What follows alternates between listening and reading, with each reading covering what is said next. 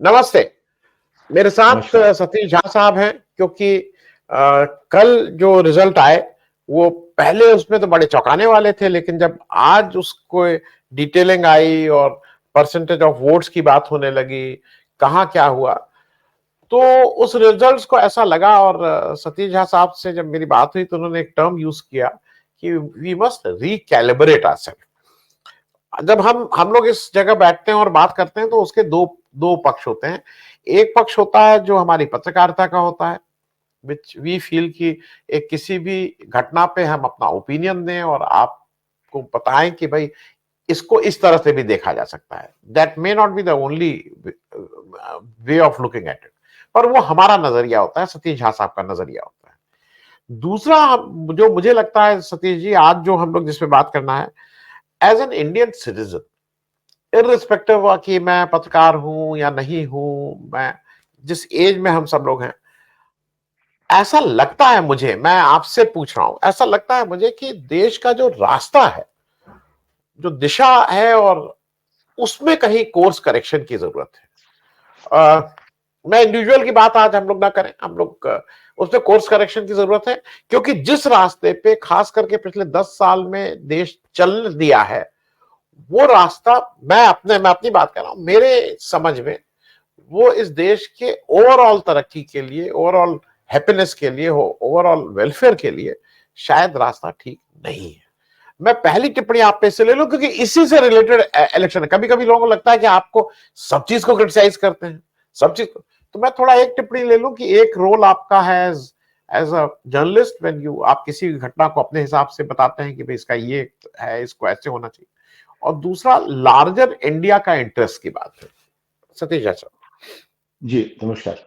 मुझे लगता है कि पिछले 10 वर्षों में जो बदलाव आए हैं, उनके पीछे एक बहुत पुरानी एक जो कुंठा है, वो बहुत उभर के आ रही है, जो हमें हमेशा मजबूर कर देती है ऐसा रास्ता लेने के लिए, जो अगर हम सोचे तो वो नहीं लेंगे। जो कुंठा का जो रिएक्शन होता है, उसकी प्रतिक्रिया होती है, वो रास्ता आमतौर पे वैसा होता है जो कि लगता है फौरन कोई अच्छी चीज मिल गई है हमें और भविष्य दिखता नहीं है उसमें। तो वहां मेरी परेशानी जो जो एक दिशा ने ली है, उससे है कि एक जिंगोइज्म कहलाता है कि हम बहुत बड़े हैं, हम बहुत अच्छे हैं, हम सबसे अच्छे थे। ये बातें लोगों को बहुत अच्छी लगती हैं। और एक तो ये हो गया। दूसरा ये है कि हम माचो हैं, हम ये कर देंगे और वो कर देंगे। तो आप देखा अमेरिका में ट्रम्प ट्रम्प की जो जितनी शोहरत है इसी को लेकर के है कि वो सोच विचार नहीं करता, बिना फिल्टर के बात करता है। तो ये एक यहाँ भी ये हो गया। तीसरा यही कि धर्म के नाम पे बांटने की जो बात है, अंत में हमारी देखिए, मेरे परिवार में अकेला हूँ जो मैं यहाँ खड़ा हूँ, जिस जगह पे सोचने की वहां खड़ा हूँ, बाकी सब लोग दूसरी तरफ हैं। तो अगर ऐसा है तो कुछ तो बात होगी कि हम लोग जिस तरह से बड़े हुए हैं, हमारी जो कुंठाएं हैं और जो कहीं न कहीं लगता है कि हम सबसे बड़े हो सकते थे, हम नहीं रहे, उसके पीछे किसी को हमें दोष देना है, वो दोष किसी के ऊपर बढ़ा जा सकता है बड़े आसानी से, जिससे उस बात की शुरुआत की होगी। यानी कि उन सब मिलाकर के एक माहौल बन गया है कि दोष बढ़ने के लिए मिल गया आपको, मारने के लिए। आपके पास कुंठा ऑलरेडी पहले से है। तीसरा, आपको दिखाना है कि हम मर्दानगी कैसी है। तो ये सब मिलाकर के एक जो माहौल बनता है, इसमें वो लोग सामने आते हैं जिनको मौका नहीं मिला पढ़ने का, सीखने का, समझने का, अपनी काबिलियत जानने का और भविष्य देखने का। तो वो लोग बाहर दूर की बात नहीं सोचते। तो समाज में जो इस तरह की जो एक विकृति, उसको हम विकृति कहेंगे, लेकिन दरअसल एक तो वास्तविकता है। तो समाज की उस वास्तविकता को जो टैग करेगा, वो उसका एक लीडर बनेगा। उससे अलग करने के लिए जो आदमी चाहे, जो एक नए विश्व की कल्पना करे, उसके पास क्रेडिबिलिटी होनी चाहिए। तो कांग्रेस के पास एक एक भूत उसका है, जो पॉलिटिकल स्टॉक उसका है, उसमें कुछ सवाल ऐसे खड़े हुए हैं जिसके लेकर के उसके सामने एक प्रश्न चिन्ह लग जाता है। तो लोग चाहते हुए भी राहुल को देख के उनको लगता है कि ये हमारा नेता है, लेकिन जो पुराने प्रश्न चिन्ह लेकर के उसके विरोधी बात करते हैं, वो भी बात रुक जाती है। तो अब एक तरह से देखिए, दो चीजें हो गई, बहुत बड़ी बड़ी बात भी हुई है ये कि जहां जहां बीजेपी जीती है, 2-1 का रिश्ता बन गया। तो 2 उनको मिले, 1 मिला कांग्रेस को।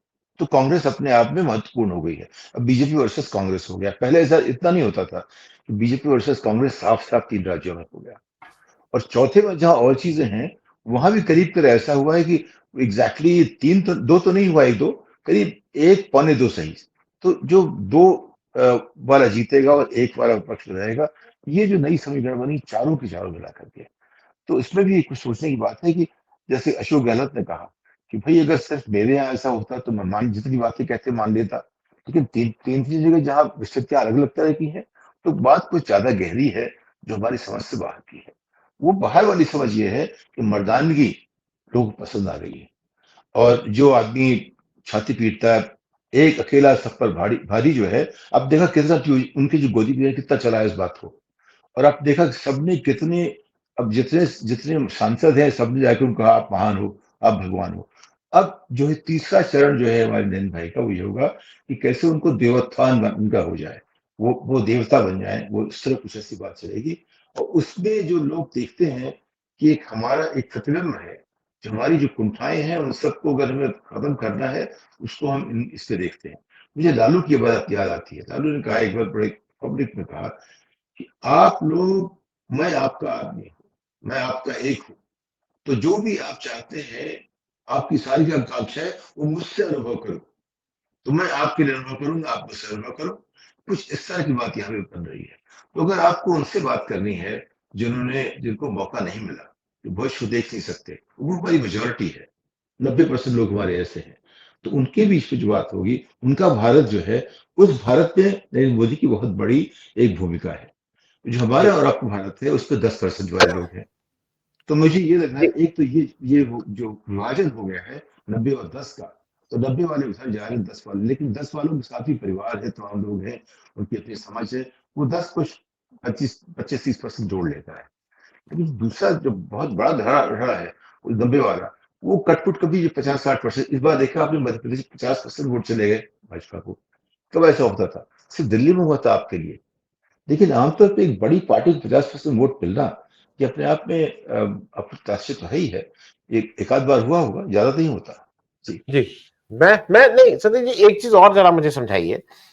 अगर आप इस पूरे इलेक्शन को देखिए तो कांग्रेस का वोट प्रतिशत 40% के आसपास रहा है, कहीं मतलब कहीं 1% ज्यादा, कहीं आधा परसेंट कम, लेकिन 40 को उसने पकड़ा हुआ है। कांग्रेस ने 40% वोट को पकड़ा हुआ है।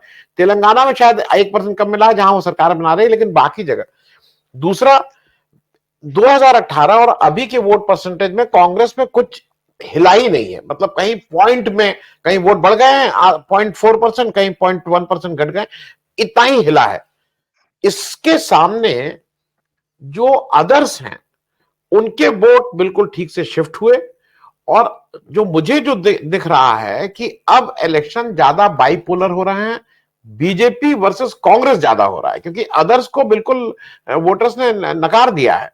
जो पहले उम्मीद थी कि एक समय मुझे ठीक से याद है राजस्थान के लिए बात हो रही थी कि इस बार कम कम 20-25 इंडिपेंडेंट आएंगे और की will be in their hand, और ये सब, वो की कुछ नहीं, वोटर बिल्कुल कह रहा है कि मुझे दो ऑप्शन चाहिए, या बीजेपी या कांग्रेस।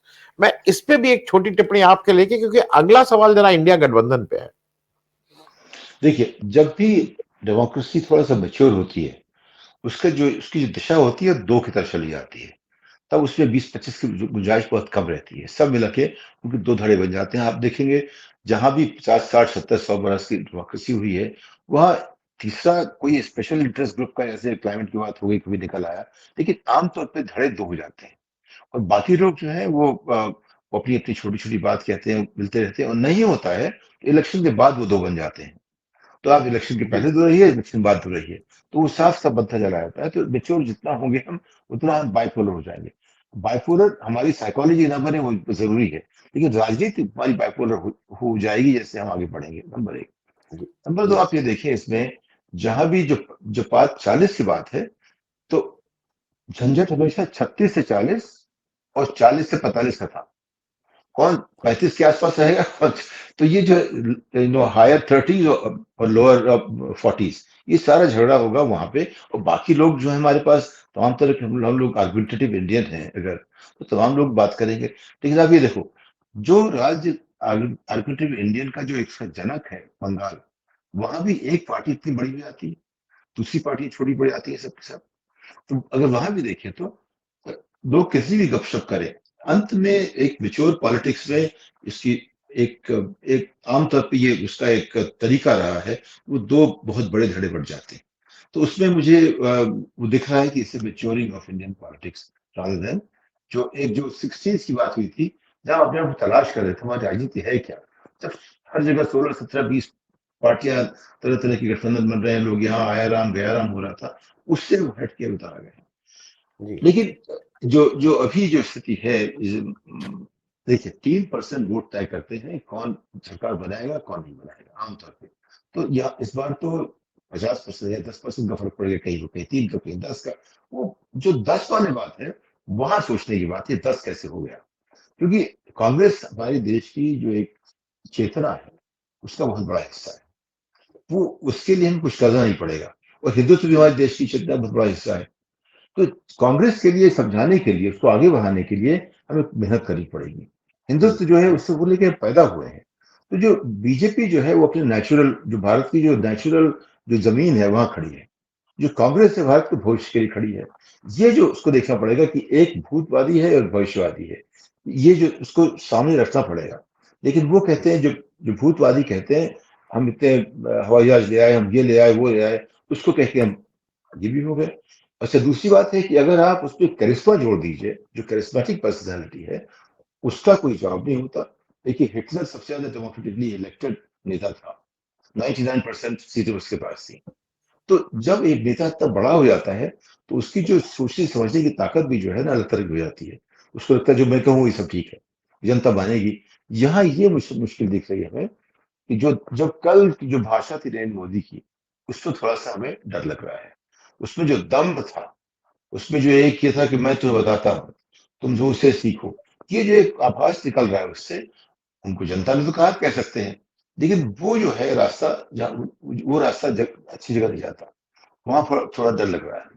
लेकिन जी मेच्योरिंग है, bipolarity is maturing of politics, उससे कोई जी मुश्किल नहीं है। जी जी मतलब एक तरह से शुभ संकेत है। मैं एक चीज और सतीश जी जिससे लास्ट में हम लोग थोड़ा हार्डकोर नंबर्स की बात कर लेंगे, क्योंकि वो भी एक मतलब उसमें लोगों को इंटरेस्ट है, हम लोगों को भी इंटरेस्ट रहता है। एक छोटा प्रश्न और है, ये जो इंडिया अलायंस बना है वो मूल रूप से जैसा मैं समझता हूं, क्योंकि लोग कह रहे हैं ना कि राहुल गांधी बार बार कह रहे हैं विचारधारा की लड़ाई है, विचारधारा की लड़ाई है। इंडिया अलायंस में विचारधारा की बात नहीं है। 28 पार्टीज का जो फ्रंट है उसमें हर तरह की विचारधारा है, और उसका एक ही कॉमन एजेंडा है कि BJP led by Modi ji को हटाना। उसके अलावा मुझे नहीं लगता है कि वहां कोई विचारधारा की लड़ाई है। मैं थोड़ा इस पे एक छोटा आपका रिएक्शन ले लूं और फिर थोड़ा नंबर्स की बात कर लें, क्योंकि ये राहुल गांधी को लग रहा है विचारधारा की लड़ाई है, बट इंडिया गठबंधन विचारधारा से कोई मतलब ये आप ठीक कह रहे हैं। उसकी वजह है कि जो लोग रियल पॉलिटिक्स का हिस्सा हैं उनको सत्ता चाहिए। सत्ता के लिए जो भी जोड़ तोड़ उनके संभव होगा वो करेंगे। दूसरी पार्टी में जाएंगे उनको कोई जगह बचती नहीं, तो उनके पास बाहर रहना उनका एक उनकी मजबूरी है। अगर बाहर रहेंगे तो अकेले रह के जिंदा नहीं दे सकते, राष्ट्रीय पॉलिटिक्स में उन्हें जुड़ना पड़ेगा। गठबंधन के लिए बन गए, लेकिन जो एक विचारधारा है वो कांग्रेस की है, उससे जुड़ना पड़ेगा। लेकिन विचारधारा से जुड़ेंगे नहीं, वो कांग्रेस पार्टी से जुड़ते हैं लेकिन विचारधारा से वो नहीं जुड़ते। इसलिए जो बदलाव है, जो जो एक बिखराव सा है, इंडिया इंडिया जो है आई इंडिया, ये इंडिया बहुत बढ़िया नाम, स्ट्रैटेजी बहुत बढ़िया थी, लेकिन उसकी जो अपने आप में जो इसकी जो एक जो कॉन्शियसनेस इंडिया की है, वो अगर सब लोग उसमें हिस्सेदार नहीं बनेंगे तो वो दिखेगा नहीं। तो जैसे चारों राज्यों में जो इलेक्शन हुए, इसमें आपको कहीं दिखा नहीं कि वो लोग साथ जुड़ के कर रहे हैं। अगर साथ जुड़ के करते रिजल्ट ऐसे नहीं होते। तो ये लड़ाई जो लड़ी है कांग्रेस ने, मोटा मोटे तौर पे अपने अपने बलबूते पर लड़ी है। जैसे बाकी लोग जुड़े नहीं इसके साथ, अगर वो जुड़ते तो रिजल्ट ऐसा नहीं होता। तो ये आप जी देखेंगे, एक तो विचारधारा तो सिर्फ राहुल का एक ये है कि वो हम थोड़ा एक दशा ऊपर जाना चाहते हैं।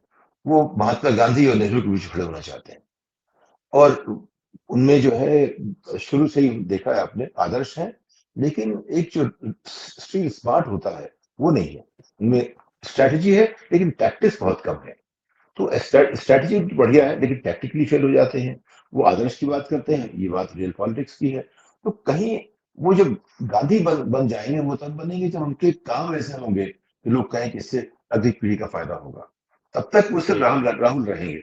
राहुल को राहुल गांधी बनने में ये दिखाना पड़ेगा कि जो हम स्ट्रैटेजी से, जब तक टैक्टिक्स की शादी नहीं हो जाती, जब तक उनके उनके काम ऐसे नहीं होते कि एक पीढ़ी उसके बूते पे चले, तब तक उतने महान बन नहीं पाएंगे।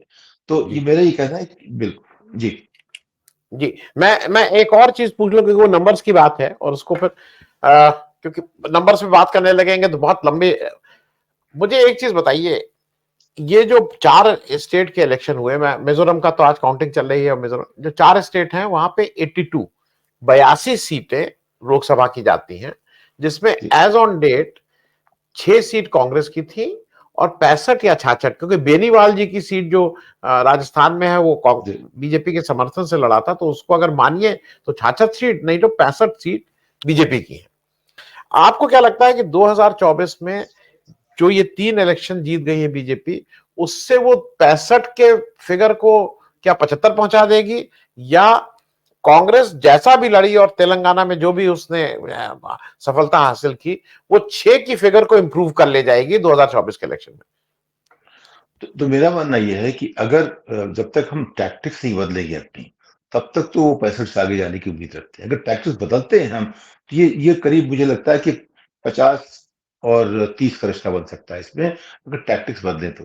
क्योंकि इस वक्त जो कांग्रेस जो भी लड़ाई की है इस बार, बहुत कोशिश उन्होंने की, वो दिख रहा था साफ साफ, लेकिन उसमें सबको जोड़ नहीं पाए वो। उनको सबको जोड़ना पड़ेगा। अगर INDIA की तरह एकजुट होकर लड़ेंगे तो ये वो उनके पास 40 सीटें आ सकती हैं उस 82 में से।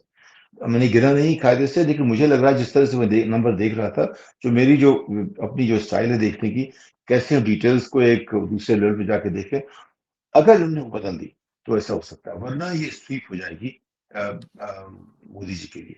तो वो एक डर रहेगा हमेशा, क्योंकि अब उनको लग रहा है कि उनके पास कुछ ऐसा है जो और लोग नहीं देख पा रहे हैं, जो खुद भी नहीं देख पा रहे। इसमें सबसे बड़ी बात यह है कि बीजेपी की जो अपनी उम्मीदें थी वो उनसे कहीं आगे चले गए।